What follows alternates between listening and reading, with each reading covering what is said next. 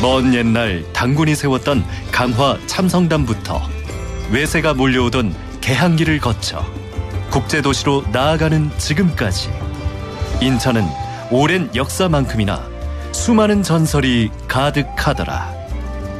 고난이 있고 감동이 있고 이야기가 있는 그 전설들을 찾아 떠나본다.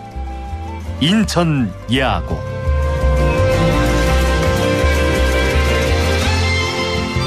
매주 화요일 인천의 설화를 찾아 떠나는 여행, 인천 야구 함께합니다.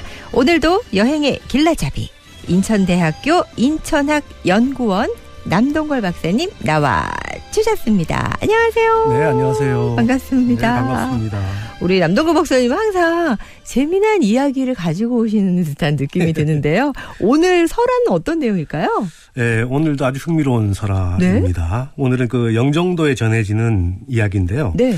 그 고려 때 명장이죠. 강감찬 장군의 아주 흥미로운 탄생 설화를 소개해드리고자 합니다. 강감찬 장군요? 네네. 우리가 위인전으로 읽었던? 네, 그렇습니다. 귀주대첩? 네. 맞아요? 잘 알고 계시네요. 강감찬 장군 이야기예요? 오. 예. 그 강감찬 장군은 뭐 잘 아시다시피 우리 역사상 3대 대첩 중에 하나죠. 그 귀주 대첩을 승리로 이끈 아주 고려시대 때 명장이죠. 네. 강감찬 장군은 고려사라는 그 역사책이 있는데 그 역사책의 열전편에 보면은 그 안에 이제 강감찬 조가 있어요. 오. 네, 거기에 따르면 이제 고려 태조 때 사만 벽상공신인 강궁진이라는 사람의 아들로 태어났고요. 네. 금주랑은 오늘날 이제 시흥을 얘기하는데 지금 저쪽 그 서울 쪽 신림동 쪽까지도 포함이 됩니다. 그런데 네. 그 강여청의 5대 손으로 되어 있습니다. 그러니까 결국은 이제 이 강감찬이라는 분은 역사적인 인물이죠. 네. 네, 그런데 이제 역사적인 인물임에도 불구하고 워낙 이제 비범했기 때문에 아주 다양한 형태의 탄생 설화들이 전해지고 있습니다. 네, 오늘 소개해드릴 이제 탄생 설화는 그 중에 하나인데 네. 흥미롭게도 이제 강감찬 장군이 어머니가 여우라는 거죠. 네? 여우의 아들로 태어났다라는 내용. 여우의 아들이라고요? 예. 어머니가 여우시래요? 그래요? 근데 전 정말 강감찬 장군이 또 인천 지역하고 연관이 있다는 이야기도 오늘도 처음 알게 됐는데 어떤 내용인지 더 궁금해집니다. 오늘 이야기 속으로 들어가 봅니다.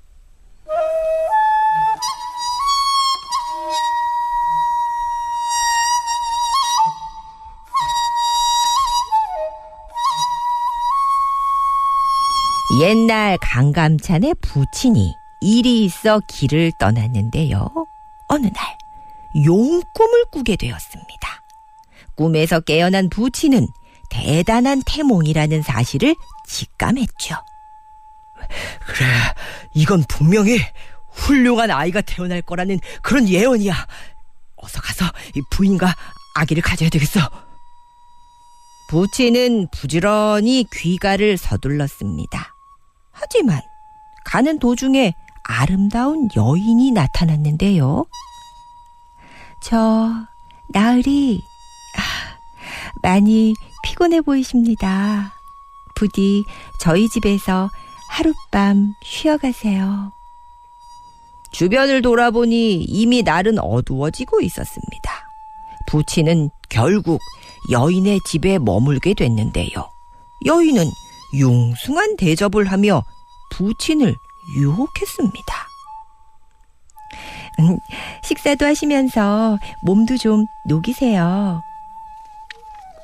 부친은 유혹에 넘어가지 않기 위해서 꿋꿋이 버텼지만 결국 새벽녘 여인과 동침하고 말았습니다.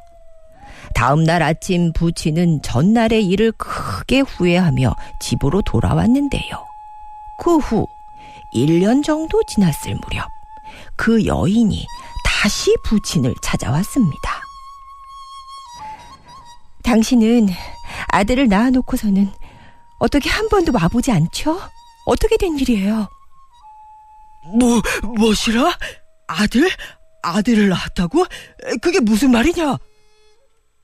1년 전 당신이 하룻밤 묵었을 때 그때 제가 임신하게 되었어요. 그렇게 아들을 낳았습니다. 제가 몇 달을 키웠으니 이젠 데려가서 키워주세요. 부친은 얼떨떨했지만 그녀를 따라가 아이를 안고 돌아왔습니다. 그때 여인이 절을 하며 이렇게 말하는 거였습니다. 나으리, 사실 저는 여우입니다.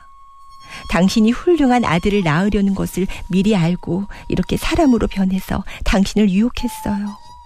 이 아이는 반드시 큰 인물이 될 겁니다. 그렇게 태어난 아이가 바로 훗날 고려를 대표하는 명장 강감찬이 되었습니다. 강감찬은 어려서부터 작은 키에 보잘것없는 외모였지만 머리는 명석했습니다. 하루는 부친과 함께 마을 결혼식에 참석하게 되는데요. 그런데 강감찬이 갑자기 신랑을 노려보기 시작했습니다. 이 부친이 만류를 했지만 강감찬은 아랑곳하지 않고 계속 노려보더니 이놈! 썩 정체를 드러내지 못할까? 오통을 쳤습니다. 그 말에 신랑은 갑자기 꼬리 9개가 달린 여우로 변신을 했습니다. 죽고 싶지 않으면 너 당장 신랑이 있는 곳을 말해, 응? 강감찬의 말에 여우는 목숨만 살려달라면서 신랑이 있는 곳을 말해줬죠. 사람들이 달려가 본 곳엔 겨우 숨만 붙어있는 진짜 신랑이 있었습니다.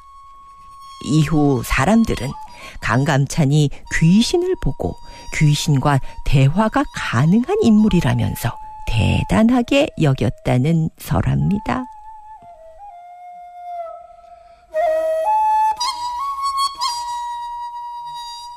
버라이어티하네요. 예. 여인도 나오고요. 네. 예. 그러다가 또 이제 장성에서 아버지하고의 일화도 나오고, 네네. 예. 강감찬님의 설화를 또 극으로 만나봤습니다. 그렇다면 또 오늘의 주인공은 여우 같기도 한데, 노래를 잠깐 듣고 와서 이야기 이어가죠. 김혜연, 예쁜 여우.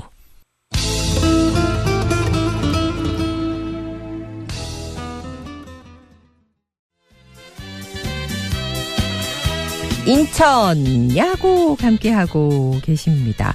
오늘 이야기는 좀 믿기 좀 힘들다고 하시는 분들이 문자로 지금 주고 계신데 단군 신화 같은 그런 느낌도 들고요. 강감찬이 여우의 아들이라니 어떻게 이거 믿어야 될까요? 말아야 될까요? 예. 뭐 설화니까요. 네. 그 뭐 신화까지는 아니더라도 네. 이 설화는 보면은 이제 위대한 인물은 신비로운 출생을 한다라는 아주 전통적인 패턴을 보여주는 대표적인 예라고 볼 수가 있습니다. 네. 그 앞서도 잠깐 말씀을 드렸지만 강감찬 장군은 역사적 인물이라고 말씀을 드렸잖아요. 그럼에도 이제 비범함을 보여주기 위해서 이제 구비설화는 물론 이제 문헌설화까지도 전해지는 등 아주 다양한 형태의 탄생설화가 전해지고 있습니다. 네. 강감찬과 관련된 설화는 전국적으로 다양하게 나타나요. 근데 그 탄생과 관련된 설화는 대체로 이제 여우의 아들로 출생을 한다라는 내용이 많습니다. 하필 여우일까요? 그 여우가 아무래도 그 머리가 좋은 깨거리 뭐 이런 개념인 거죠. 명석하니까. 예, 전국 구전설화를 모은 구비문학 대계라는 책이 있는데요. 네. 거기에 따르면 이제 전국에 전래되는 강감찬 설화가 상당히 다수가 전해지고 있는데요. 네.